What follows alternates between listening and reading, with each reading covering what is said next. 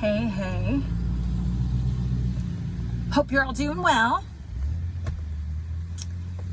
I just wanted to do a quick video. I was watching one of my favorite people talk about relationships, and this is something that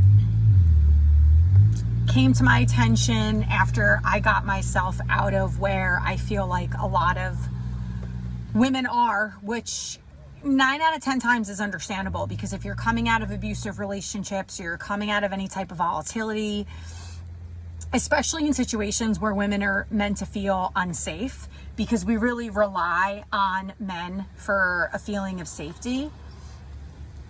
And I don't think a lot of women realize that's like a big role of a man, is protector.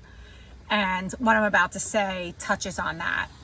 So when I came out of my real imbalanced place as the feminine and the way that I was viewing men, I started to realize that a lot of what's happening collectively, and the reason why we're seeing such huge changes in the relationship dynamics, is because both sexes' values are changing. But I think women are really at the front end of this, because we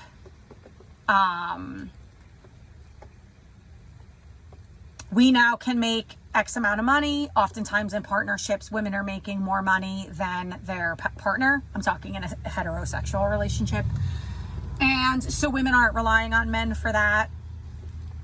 We're also seeing a lot of women who are just becoming more independent, more comfortable in their own skin, very adept at being alone more so than ever, breaking free from codependency. But what's happening in that, where we're kind of like the pendulum is swinging too far to one spectrum, the postmodern feminist movement, whatever you want to call it, I think what's happening is that there are some women who almost are moving through life and behaving and acting as if men need to pay for the abuse and the oppression that women endured from years and years ago. I'm not saying that there's still not oppression that exists. I'm not saying that there's still full-blown equality in the workplace and in situations like that. And in relationships, right? We're still seeing a lot of inequality. There is a lot of power over and power under in relationships. That's like a whole nother video that comes along with power and control. But what I'm talking about is this attempt to bridge the gap by squeezing men so tight that we're losing them. And so what do I mean? What am I really trying to say here? I think, and you tell me if you're wrong, if you think I'm wrong, whether you're a man or a woman, but I think a lot of women don't know this. I think that this needs to be understood more. I think one of the things that really fuels a man's ego in a healthy way, healthy ego, is when men feel valued. When I see a man going to the ends of the earth and back for a woman that he's with. So this isn't a guy chasing tail. It's not a guy who's just after sex. It's a guy who's deeply in love and really respects his partner. And he's going over and above and beyond for her. It's usually because that man feels very valued. And I think what's happening is that men do not feel valued by women anymore. And so it's causing men to shrink. It's exacerbated, it's created the men who go their own way movement. And now it's exacerbating that. And it's creating a lot of reverse polarity. Now, when I talk about these things, men are responsible for this shift. Women are responsible for this shift. Sometimes I'm going to talk about where women go wrong. Sometimes I'm going to talk about where men go wrong, because we're both getting it wrong. If we were getting it right, relationships, dating would not be such a shit show. But I think men are feeling really undervalued. I think deep down inside, Men like to feel needed. They like to feel like they have value and that they can provide something. And the attitude of, I'm a woman, I can do it all, hear me roar, I'm independent, I don't need a man. We are really pushing men past the point of no return. This is not actually what women want. Right now, they think that it is. And again, I think it's an overinflated reaction to the oppression and the abuse that women endured for way too long. And let's face it, if you're a guy listening, I think you could agree with me. Women have been very oppressed. I don't think the answer is eye for an eye, number one. And number two, I think that a lot of these women with those deep unhealed wounds are going to come out of it like I did and go, oh shit, this is not what we really want. Ladies, this is not what we really want. For men and for ourselves and for coming together in partnership, we really don't want this. It's detrimental to men. It's creating deep resentment in them. I can tell you that every man in my life, there is something that I very much value about them. Even if they're just my Facebook friend and we don't really have like any type of intimate relationship. And when I say intimacy doesn't mean sex. Intimacy is just a closeness. It's a feeling. It's connection. I'm connecting with this person at this level. It can be sexual, but intimacy doesn't actually mean having sex with somebody.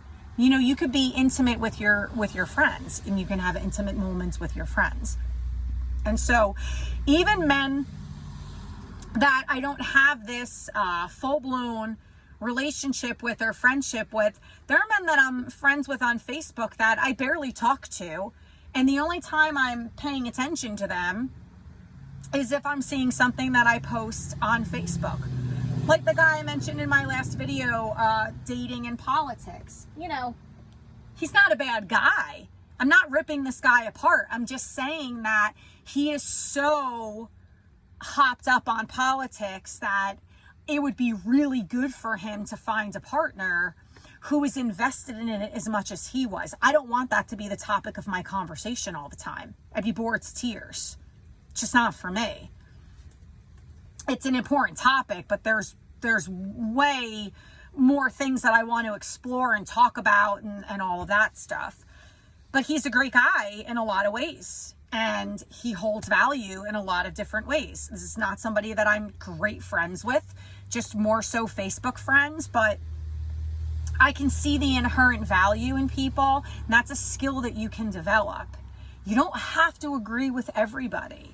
That's diplomacy, right? That's being a little more egalitarian and a little bit more compassionate and a little bit more tolerant. And very diplomatic, is to be able to be like, I don't agree with that person, but I really value this, this, and this in them. When we're diminishing men's value so much that we're acting like our lives are better off without them, we are screwing ourselves over as women. This is not how we want to go about it. We should just take toxic out of the whole narrative. Toxic men, do you want to be spoken about like that? I don't want to constantly hear how women are toxic. Everybody can be toxic. The kindest of kindest people could be toxic. There are wonderful people that I know that have moments of being toxic. If we took that word out of the equation, this is really about nurturing self-development. If you're not invested in your own development, then you're screwed.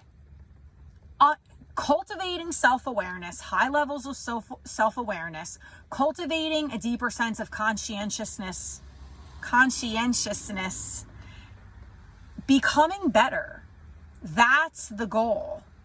And when we become the best versions of ourselves, we're not going to want to talk like this. We're not going to want to berate the opposite sex. We're going to want to find middle ground.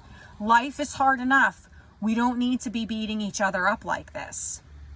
But I think a big fault of women right now is really diminishing men's overall inherent value and diminishing what they bring to the table and what they do for us. And I'm going to end this video. This is a quick one. I have to get to work. But another thing I would like to address in another video, because there's a whole other psychology about this, is this whole idea of like happy wife, happy home. No, both parties need to be happy. It's not happy wife, happy home. It's happy wife, happy husband, happy home. Now, there might be people watching this who are in abusive relationships, and you're not going to be able to wrap your head around this because right now, you're probably going through the stages of the abuse cycle, and anger is a big one. That's why my videos are going to trigger some people. You're not there, you're not there. I wasn't there either for a long time, believe me. I hated men. I made them the enemy. All I could tell you is I was wrong. It wasn't helping me. It wasn't setting a good, positive, healthy example for my daughters, my children who were coming of age to date. I really think we can do better. And I just want all the men to know out there, I request that you hold yourself to a higher expectation. Stop being afraid of being around people who hold you to a higher standard. And I think we need to hold ourselves, men and women, to a higher standard. And we need to start being very compassionate and kind towards one another's very specific gender-based needs, desires, and roles, because they do exist. There could be a little bit of a blurring and a blending, but they do exist. I value you.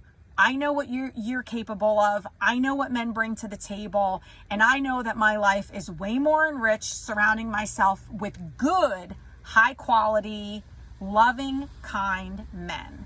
Thank you for being here. Have a great day. Love ya.